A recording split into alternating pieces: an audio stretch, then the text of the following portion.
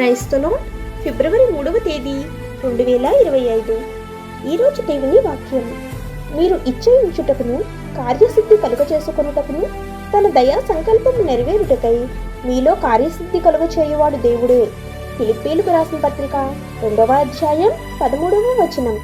ప్రియమైన సహోదరి సహోదరులారా, ఈ వచనం స్వేచ్ఛా చిత్తం మరియు దేవుని సర్వాధిపత్యం అనే భావనపై కూడా స్పర్శిస్తుంది. దేవుని చిత్తాన్ని చేయడానికి మన సముఖత, సామర్థ్యం చివరికి మనలో తన పనిలో వేళ్ళూనుకున్నట్లు ఇది గుర్తిస్తుంది. ఇది మానవ బాధ్యత మరియు మన జీవితాలను మలచటంలో దేవుని చురుకైన ప్రమేయం మధ్య ఒత్తిడిని పరిష్కరిస్తుంది. విశ్వాసులు చురుగ్గా దేవుని చిత్తానికి విధేయులుగా ఉండడానికి పిలువబడుతుండగా, ఈ వచనం తన ప్రజల జీవితాల్లో దేవుని సార్వభౌమ హస్తాన్ని నొక్కి చెప్పటం ద్వారా వారికి అధికారం ఇచ్చి వారిని అనుమతించేది అంతిమంగా దేవుడే అని ధృవీకరిస్తుంది.